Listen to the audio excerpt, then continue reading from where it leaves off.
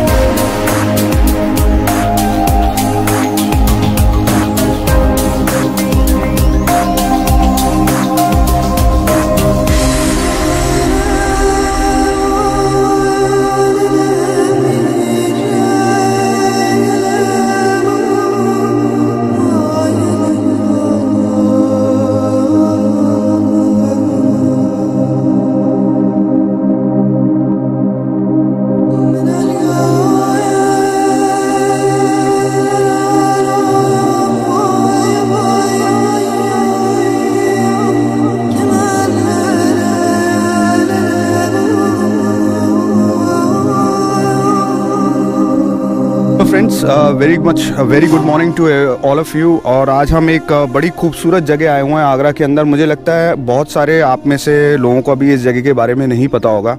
As usual ताज cyclist का हमेशा से एंडेवर रहा है कि हम हमेशा आपको वो नई चीज़ें आगरा के बारे में बताते रहें, लेके आते रहें। उसी के तत्वाधान के अंदर हम आज एक ऐसी जगह आए हैं जो मुझे लगता है कि आगरा के बहुत सारी जनता को इसके बारे में अभी पता नहीं है, वो अज्ञानता में है।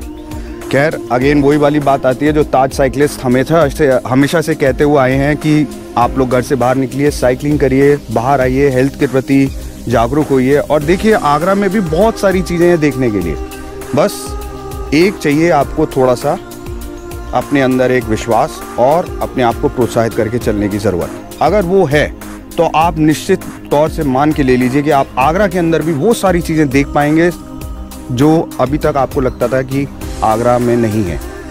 उसी के अंतर्गत में चलते हुए आज मैं एक ऐसी जगह आया हूँ जो कि एक फिशरी पॉन्ड एरिया है जहाँ पे फिशिंग की फार्मिंग होती है और इनके ओनर हैं श्री धर्मेंद्र लोधी जी। और मैं अब आपका उनसे साक्षात्कार कराने जा रहा हूँ और हम उनसे जानना चाहेंगे कि ये फिशरी इन्होंने स्टार्ट कैसे की, क्या क्या उनको प्रॉब्लम्स आए और ये स्टार्टअप के अंदर में किया गया एक वेंचर है। तो मेरे ख्याल से यंगस्टर्स को बहुत ध्यान से उनको सुनना चाहिए और समझना चाहिए, बिकॉज़ ये लर्निंग कर्व हो सकता है कि आप अगर अपना कोई फिशरी के मुतालिक कोई बिज़नेस खोलना चाहते हैं या व्यापार करना चाहते हैं तो ये एक बहुत अच्छा एक प्लस पॉइंट होगा आपके लिए कि अगर आप उनको सुने। तो मैं अब आपका साक्षात्कार धर्मेंद्र जी से कराने जा रहा हूँ। नमस्कार धर्मेंद्र जी। नमस्कार बॉस। एंड अब आप लोगों को ये बताइए कि आपने जो ये फिशरी का स्टार्ट किया है वो कितने टाइम पहले स्टार्ट किया? इवन देन मेरे को अभी ये तीसरा महीना कंप्लीट होने जा रहा है जब मैंने ये फिश फार्मिंग की खेती चालू की है।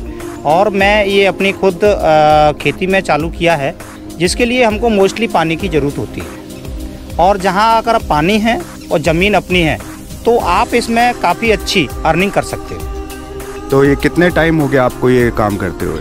मेरा अभी ये नया सेटअप तैयार हुआ है और 3 महीने हो चुके हैं। तो 3 महीने में आपको अच्छा इसमें रिस्पांस मिल रहा है, रिस्पांस रेट अच्छा है?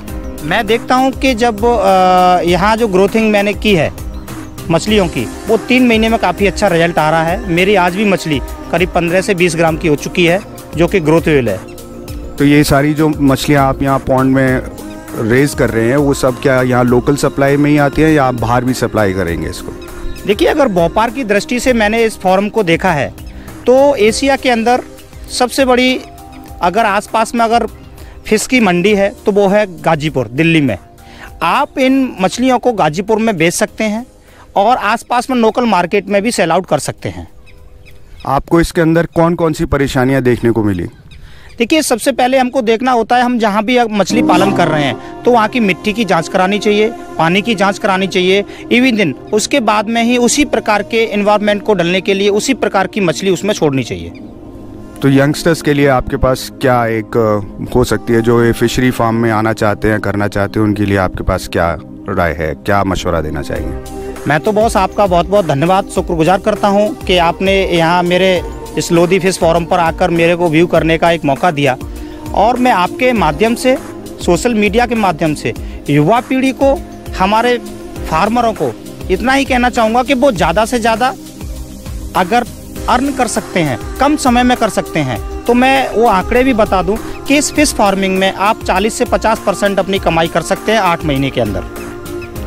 तो दोस्तों ये थे धर्मेंद्र जी जो अभी आपको इन्होंने सारी बात बताई। मुझे उम्मीद है कि आप लोग इनकी इन सारी कही हुई बातों से फ़ायदा उठाएंगे और अगर इनसे आप मिलना चाहते हैं और इनसे व्यक्तिगत रूप से और भी कुछ फिशरी के बारे में जानना चाहते हैं तो नीचे इनका नंबर फ्लैश हो रहा है, आप इनको कॉल कर सकते हैं, इनसे आप कनेक्ट कर सकते हैं और I am sure he is going to answer all your questions, all your queries that you have.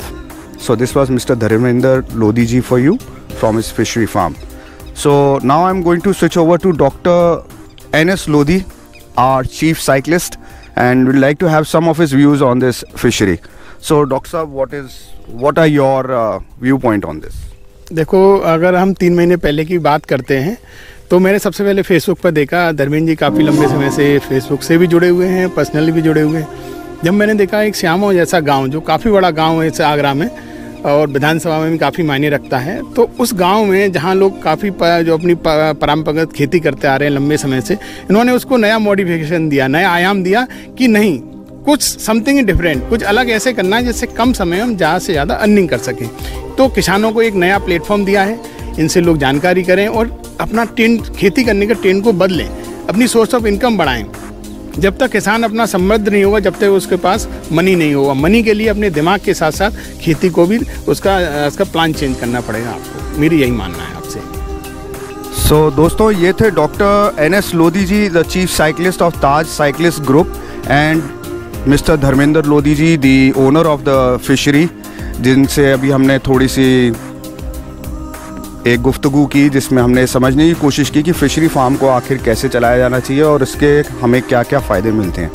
Taj cyclist का हमेशा से ही यही एक उद्देश्य रहा है कि साइकिलिंग के थ्रू भी एक व्यू होना चाहिए, एक उद्देश्य होना चाहिए उसका। बिना उद्देश्य के जीवन में कुछ आप हासिल नहीं कर सकते। तो एक उद्देश्य को लेते हुए ताज साइकिलिस्ट आज इसी के अंतर्गत में यहाँ तक आए थे, और ये सारे चीफ साइकिलिस्ट मेरे साथ यहीं पर हैं। And Salman is here, doctor Prashant is here also. तो ये हमारी टीम है जो आज यहाँ आई थी विज़िट की, और हमें कुछ नया सीखने को मिला। मुझे पूरी उम्मीद है कि आपको इस वीडियो से बहुत फ़ायदा होगा। और जैसा मैंने पहले भी कहा, धर्मेंद्र जी का नंबर फ्लैश हो रहा है नीचे, आप चाहें तो उनसे कांटेक्ट कर सकते हैं। Thank you very much. आदाब, सत श्री अकाल। अपना बहुत ध्यान रखिएगा। धन्यवाद।